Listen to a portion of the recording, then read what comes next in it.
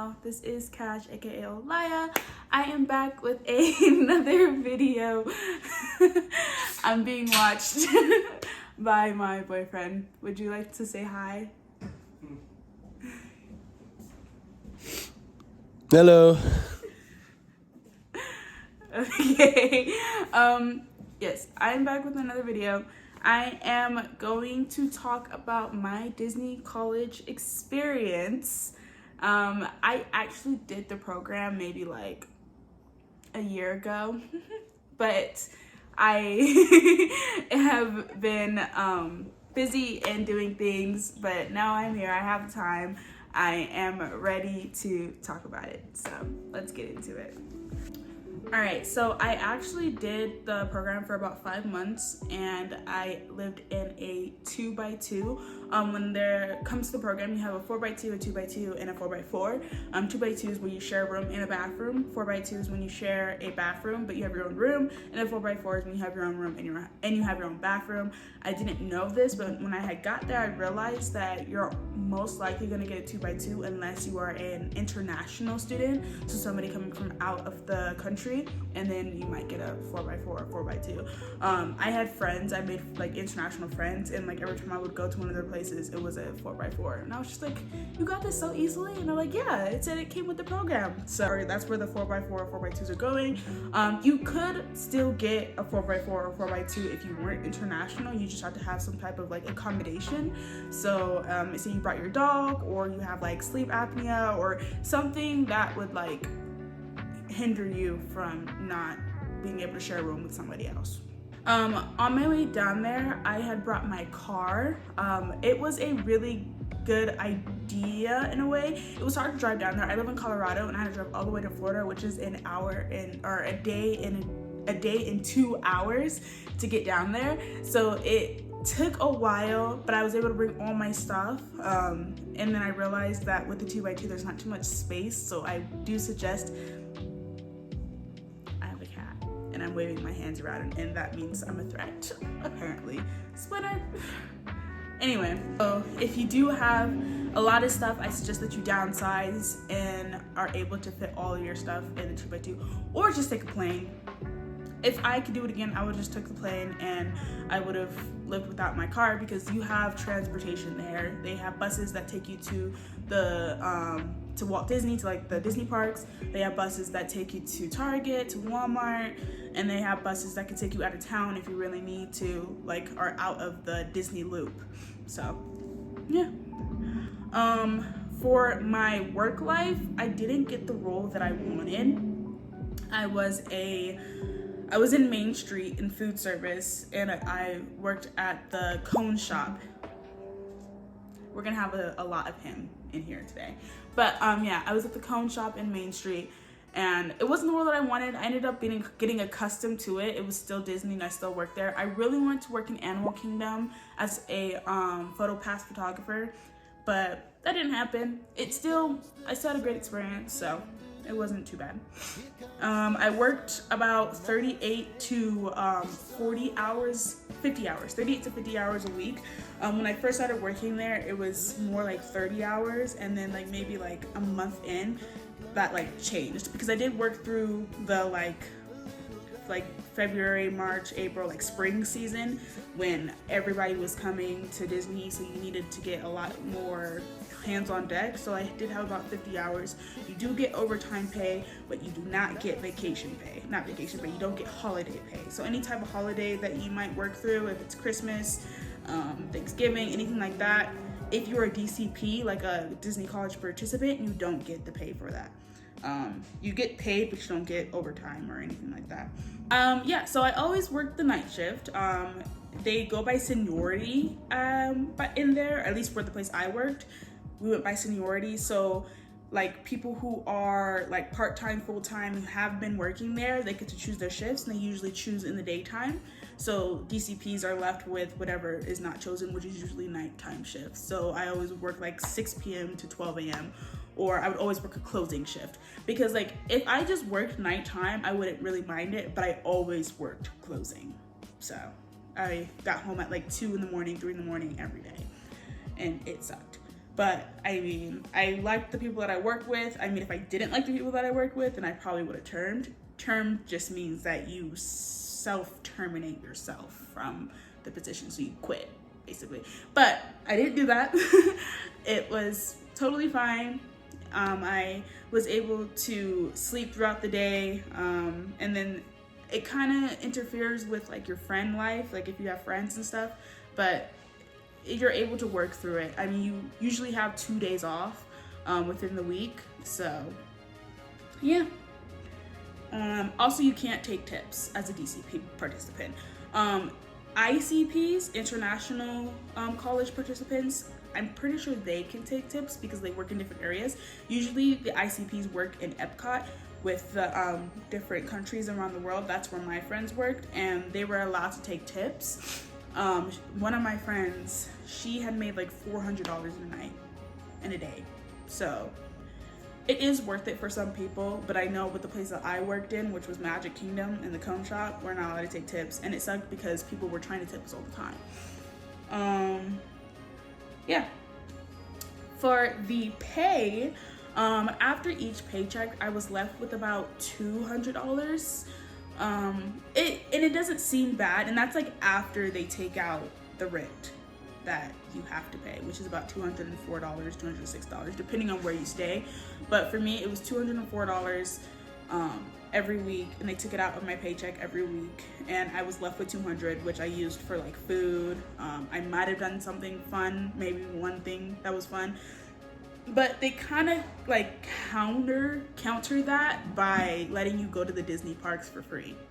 So that was basically where we spent most of our time, was at Disney World, and riding the rides and all of that stuff.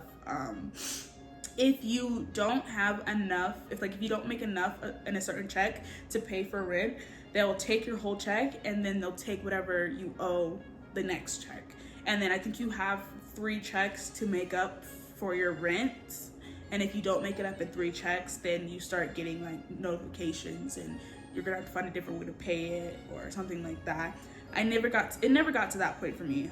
There was one week where I didn't have enough, and that's because I had left for a week to visit my family, and I came back and they had to take out like $400 out of my next check, and I was left with like $50. It wasn't too bad. Honestly, it wasn't bad, but that's what they do. If you bring your car, it's a $200 fine to get a parking pass to park in the Disney, in the Flamingo Crossing area. That's what it's called. The Flamingo Crossing Village is the apartment complexes that you live in. Honestly, for the whole Flamingo Crossing Village experience, I'd say just opt out of it, because you're paying $800 to share a room with 3 other people, when you could just be paying like an extra $200, like $1,000 for your own place. And I feel like that's worth it a little bit more. I mean, with the Flamingo Crossing Village experience, you get friends, I guess. You get friends, and you get like a pool, and there's a lot of amenities there at Flamingo Crossing Village, but you're paying a lot of money to share a room, and it's just, why would you do that? If I could do it over again, I would opt out of the housing, and I would just go find a place on my own.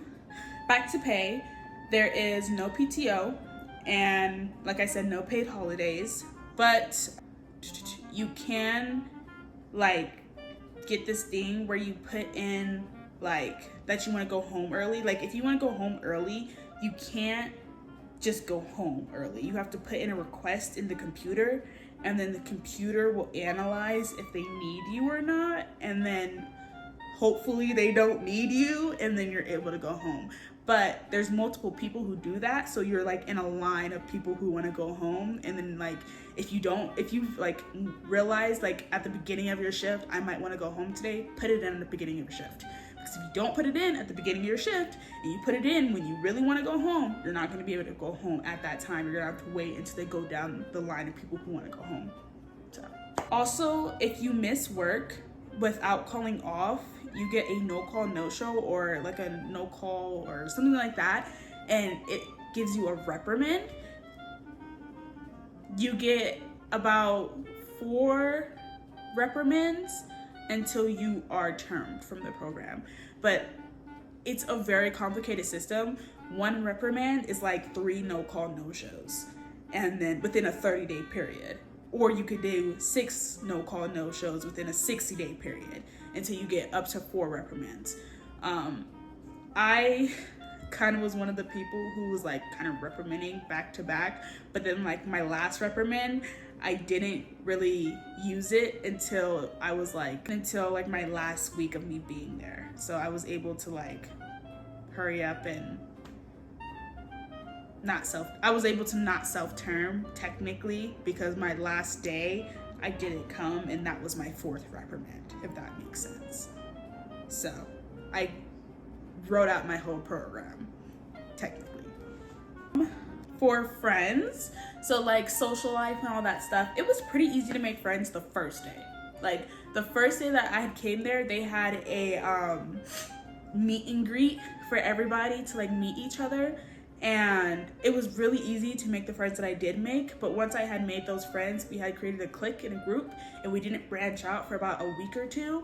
And then after that week or 2, everybody had already made their friends, so it was hard to branch out and make new friends. So I suggest that the first day that you come is the first day that you come to the program is the day that you should make as many friends as you can, because then it will be really hard after that. At least it was for me. So, Splinter. Downtime. What can you do in your downtime? So we have the Disney parks. Those are always free. So we spent a lot of our time at Disney World. We have the pool. There's like a community center. Like and they do movie nights at 5 o'clock every night at the pool. So keep that in mind. You might want to watch a movie at the pool.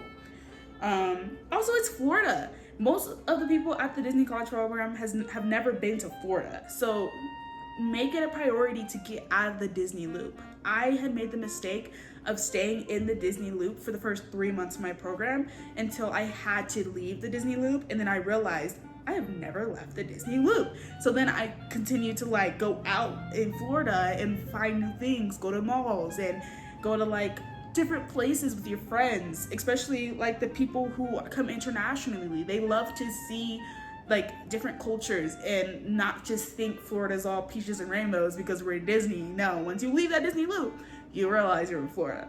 So yeah, that's just something that you want to make sure you do and have fun doing it.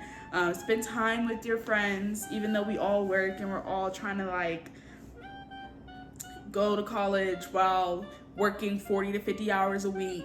Just really take that time to just hang out and remember that this is a great opportunity to meet new people, to connect, to socialize, and yeah, to meet new people, connect, and socialize. So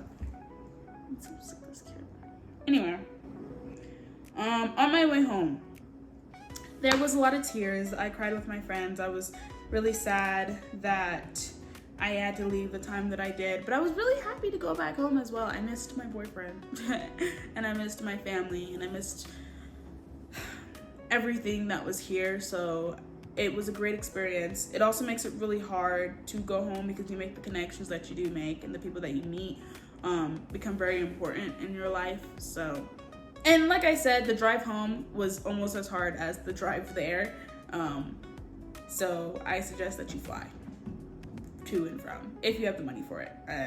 I definitely didn't have the money for it, so I drove. But if I did have the money for it, I would fly. And somehow I owed Flamingo Crossings money, and I didn't realize it until I was trying to get this place. And then they were like, "Oh, you owe money to a different place," and I was just like, "What?" And they showed me, and it was Flamingo Crossings Village, and I owed them like $200. I'm assuming it was my last week, which I had paid, but I didn't have time to argue with them, so I just ended up paying that extra $200 to get it off my credit so I could get this place. So be sure that you have everything situated with them before you leave and you don't owe any extra money, because it's gonna like bite you in your butt if you still owe them money. and you're trying to get in place. Now that that is done being talked about, I want to say thank you to everybody who has joined me on this journey. I have gained like almost 120 subscribers, so like I am just super happy that you guys are here and are willing to listen to me talk and ramble about my experiences. And I want to continue doing this for you guys, even though my college experience or Disney college experience has come to a close. I don't want this to be the end of my YouTube channel. I want to be able to branch out, talk about different things. Please let me know in the comments, like, what else could I be talking about, or what else would you like to see? I also travel. I work at the Shy Mountain Zoo. I like to cook. I like to clean in some ways or forms. Like, I could do cleaning videos. I could do a whole bunch of other things for you guys that I would, just let me know what you want to see and I will make a video about it, and it will be fun. This will be a continuously growing account, and I will be able to really show you guys what Miss Cash is all about. Thank you guys for sitting with me and watching this video. Please let me know if you have any comments, questions, or concerns. I will be back at you in another video. Peace.